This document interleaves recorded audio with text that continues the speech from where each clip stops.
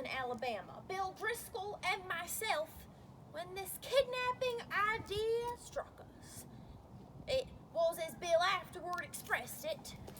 During a moment of temporary mental operation. But we didn't find that out till later. There was a town down there as flat as a flannel cake, and called Summit, of course. We selected for our victim the only child of a prominent citizen named Ebenezer Dorset. Father was respectable and tight, a mortgage fancier and a stern, upright collection plate pastor and forecloser. Bill and me figured that Ebenezer would melt down for a ransom of $1,500 to the cent.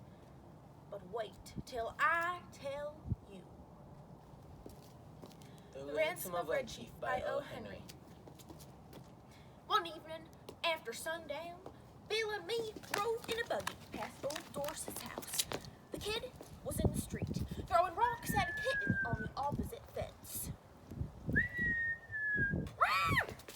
Hey, little boy, would you like a big bag of candy and a nice ride?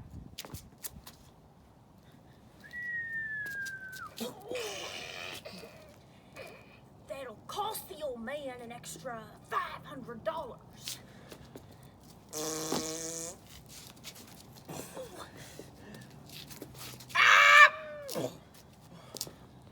That boy put up a fight like a welterweight cinnamon bear. But at last we got him down in the bottom of the buggy and drove away.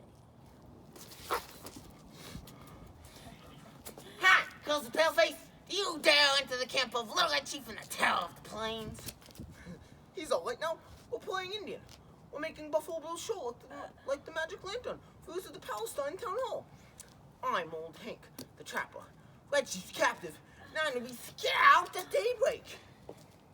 That boy seemed to be having the time of his life.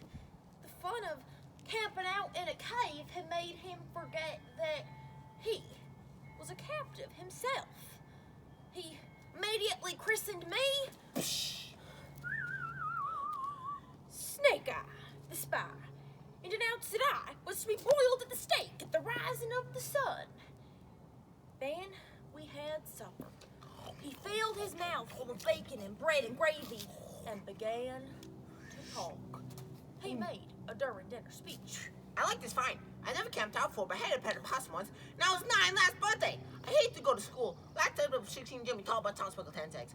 Are there any real Indians in these woods? I want some more gravy. Does the trees move and make the wind blow? We have 5 puppies. What makes you know so red, Hank? My father has lots of money. When the star's hot, I lifted Walker twice a day. I don't like girls. You just catch toads unless we're straight. Do walks didn't make any noise? Why aren't oranges round? You got bed slip on this cave. Amos Smiley's got 6 toes. A pig can talk, but a monkey or fish can't. How does this take to make well? Chief! Would you like to go home? Oh, what for? I don't have any fun at home. I hate to go to school. I like camp out. You won't take me home again, Snake Eye, will you? Not right away.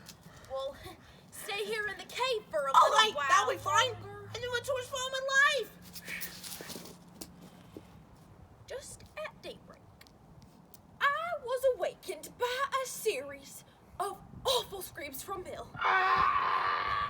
They were in toops or shouts or hollers, such as you'd expect from a manly set of vocal organs.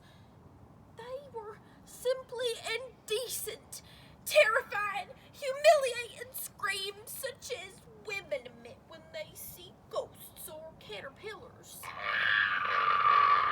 It is a terrible thing to hear a strong, desperate Batman screaming contentedly in a cave at daybreak. I jumped up to see what the matter was. Red Chief was sitting on Bill's chest with one hand twined in his hair, and in the other he held the sharp case knife we used for slicing bacon. He was industriously and realistically trying to take Bill's scalp, according to the sentence that had been pronounced upon him the evening before. Bill's spirit was broken. never closed an eye again in sleep as long as that boy was with us. I dozed off for a while. But along towards sunup, I remembered that Red Chief had said I was to be burned at the stake at the rising of the sun. I wasn't nervous or afraid, but I sat up and lit my pipe and leaned against a rock.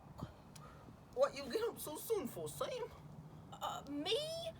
I got a kind of pain in my shoulder, and I thought sitting up would rest it. You're a liar. You was to be burned at the stake at the rising sun. And he was afraid he'd do it. And he would too if he could find a match. Ain't it awful, Sam? Do you think anybody would pay out money to get a little imp like that back home? Sure, a kid like that is just the kind parents dote on. You know, Sam, I've stood by without betting nigh on earthquakes, fires and floods, poker room games, dynamite outrages, police raids, train robberies, and cyclones. It's never got me going till it kidnapped that two-legged skyrocket of a kid. He's got me going. You won't leave me here long with him, will you, Sam? I will be back sometime this afternoon, and now you have to keep that kid amused and quiet till I return. And now we'll write the letter to old Dorset. Ebenezer Dorset, Esquire. We have your boy concealed in a place far from Summit. It is useless for you or the most skillful detectives to attempt to find him. The only terms on which you can have him sold to you are these. We demand $1,500 in large bills for his return. If you pay the money as demanded, we'll have your boy returned to you safe and well within 3 hours. These terms are final, and if you do not accede to them, no further communication will be attempted. 2 desperate men.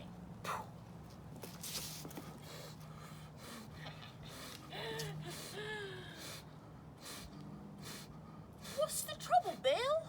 I was rowed the 90 miles to the stockade, not barely an inch. Then, when the settlers was rescued, I was given oats, sending a palatable substitute. Then, for an hour, I tried to explain to him why there was nothing in holes, how a road can run both ways, and what makes the grass green. I tell you, Sam, the human can only stand so much.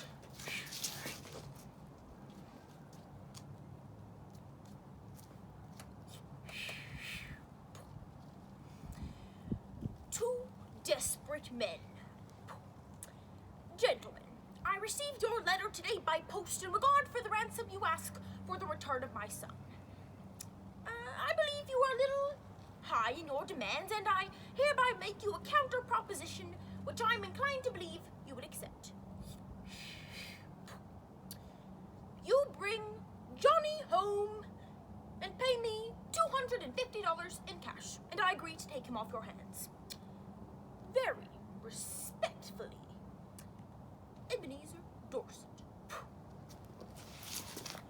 It was just 12 o'clock when we knocked on Ebenezer's front door. At the moment when I should have been abstracting the $1,500, Bill was counting out $250 into Dorset's hand.